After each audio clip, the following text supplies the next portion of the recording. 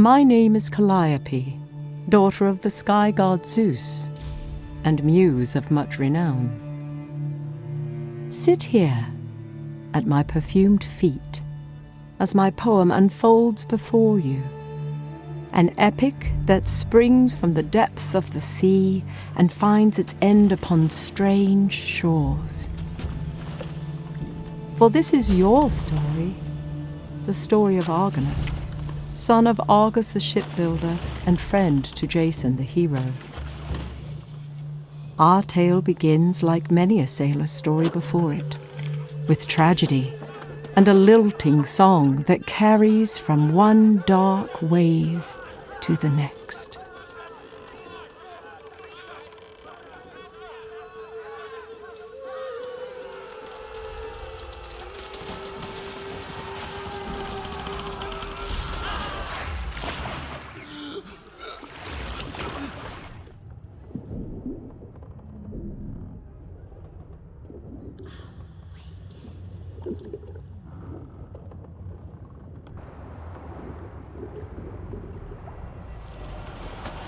Awaken.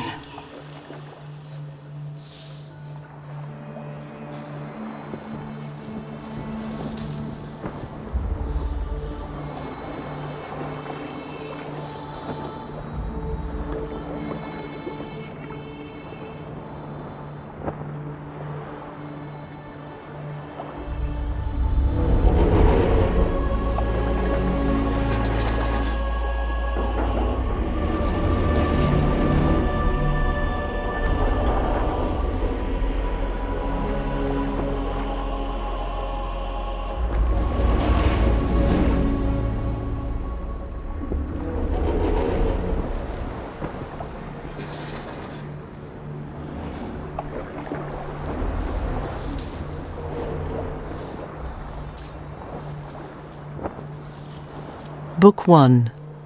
The Blight. This owl seems unaware of its preternatural perch, and unconcerned with the plight of a shipwrecked sailor.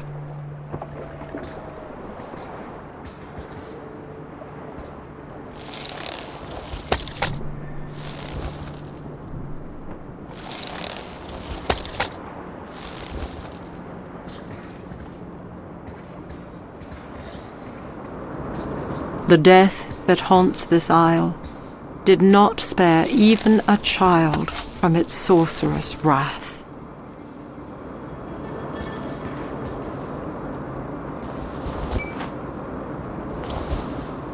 Her planks broken and her floorboards shattered, this skiff offers naught but harbour to small fish.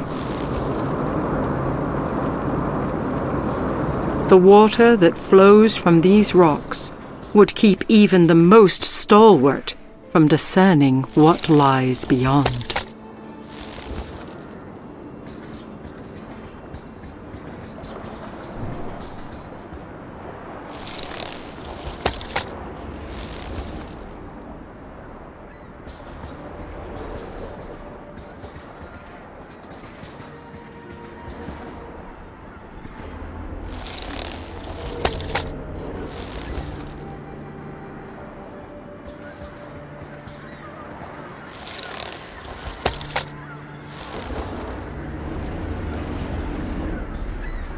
This statue would appear newly struck, as the salt of the sea has yet to assail its stone.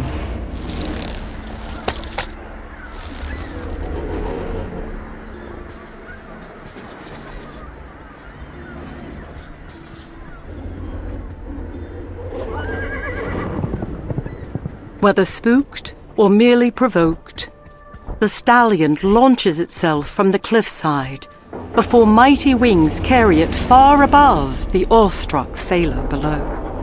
Nearly 200 men high, the massive bronze soldier stands silent, enthralled by the euphonious song rising from below.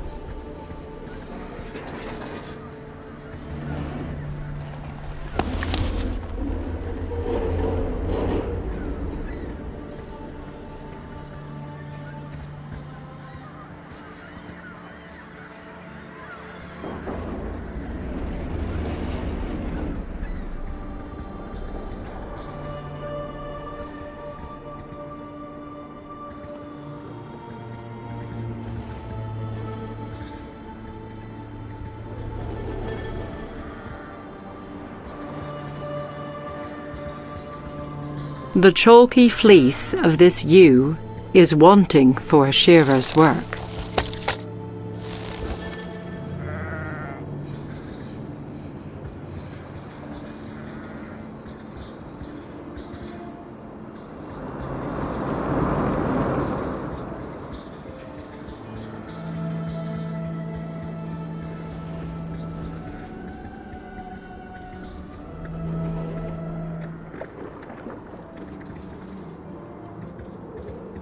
"'Tis Palamonius, son of Olenane Lernus, whose bodily frame and valour no man could match.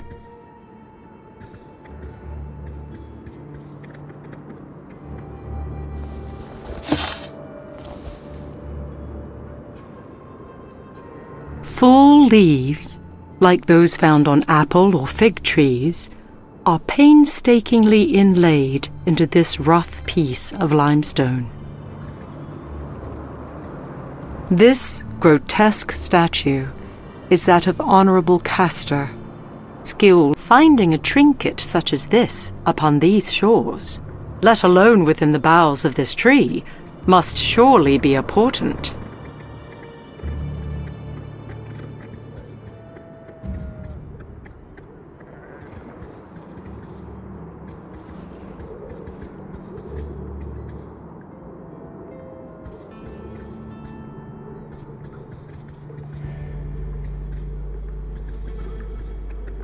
While it appears to be chiselled from the same rock, this stone is set apart from the great statue that cradles it.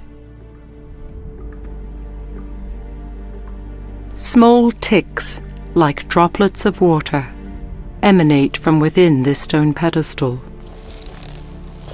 The stone drops neatly into the groove, and the great eye slowly moves, revealing a hidden passageway.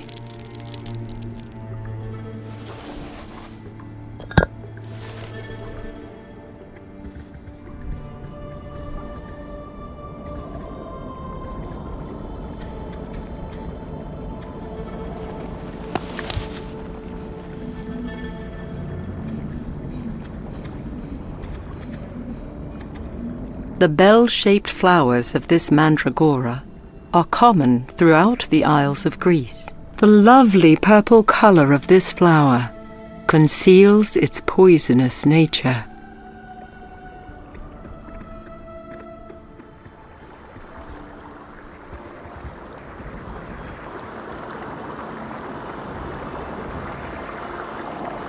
This woman was no doubt on her way to pay tribute within the temple. Her last moments of horror remain etched upon her face.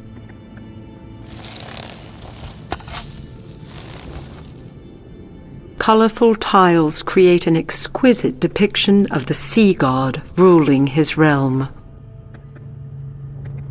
Unlike the unearthly statuary that inhabit this isle, this towering statue of Poseidon shows the workmanship of a master sculptor's hand. This stone is bereft of markings, offering no explanation for the small depression set into its surface. The yellow light it emits is curious. Painstakingly carved by the pious, reliefs such as this can be found in any temple from here to Lurcia.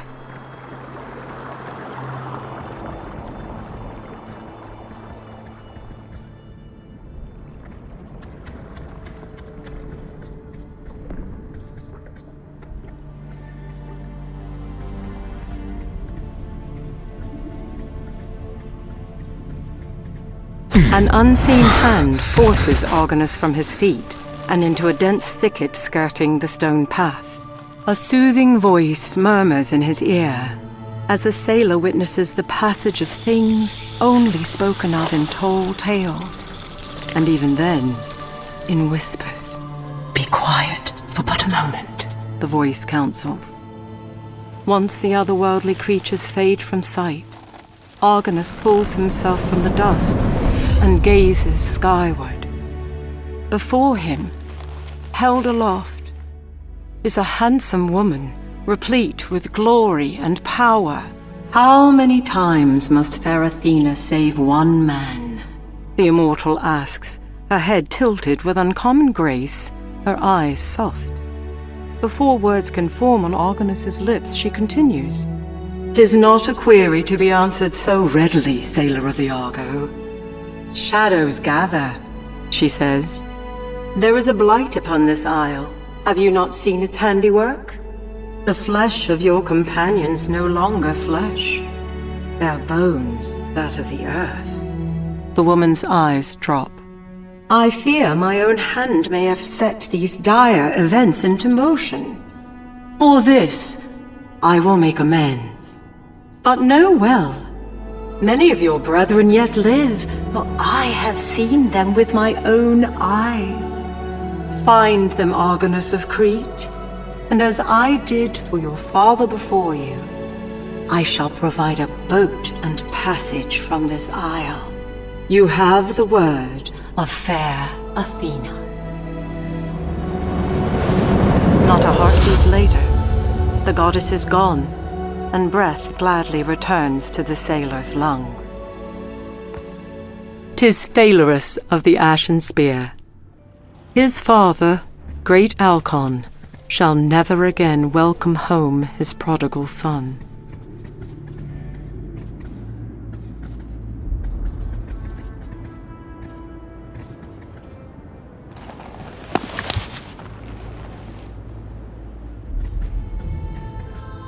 No doubt struck by the hand of an Argonaut, the head of the Hydra lies lifeless, its flesh still warm to the touch. Paul Canthus, son of Abas. Never was there a sailor more eager to quest or raise weapons against a common foe. It is said that he was granted an enchanted weapon from Ares himself. If not for its stone plight, this Methosian Hydra is like the one said to have been brought low by Heracles during his 12 labors. This wayfarer's spear is both a formidable weapon and a sailor's crutch.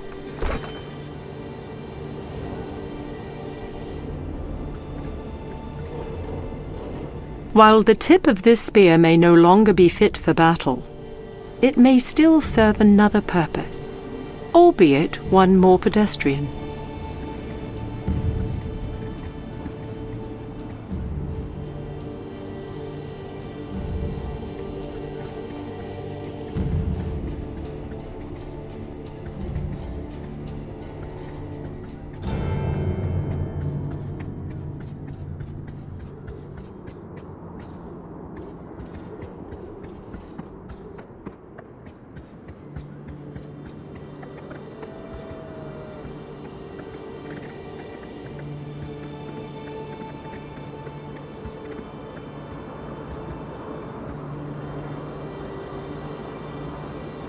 Using the broken spear, Argonus plucks the necklace from its roost before laying it about his neck.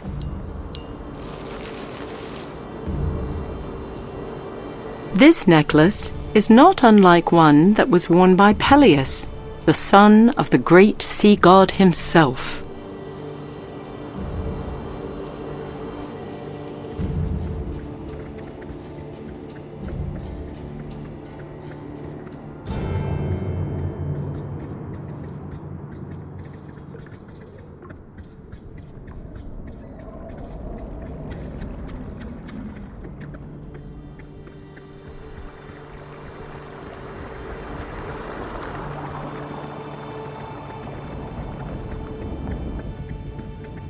Unlike the unearthly statuary that inhabit this isle, this towering statue of Poseidon shows the workmanship of a master sculptor's hand. Removing the necklace, Argonus holds it before the statue, praying silently that Poseidon recognizes it and grants audience to a weary wayfarer. The great sea god does not disappoint. Within seconds, Marble shudders, foundations shake, and the heart of Argonus is quickened. The Lord of all waters speaks. Who would call upon Poseidon, only to be found wanting of tribute or song? Poseidon stretches forth his arm. Where are my consorts and vassals? Look about you. You may seek them, but they will not be found. They have deserted me, forsaken me in this darkest of hours. And who has set loose the scourge that you have borne witness? Athena's puppet, the son of Danae and Zeus himself. The sea god pauses for a moment, taking measure of the sailor before him. Yet, even so, my anger is not fit to be laid upon the shoulders of my bondservants, let alone set upon one whose necklace bears my mark.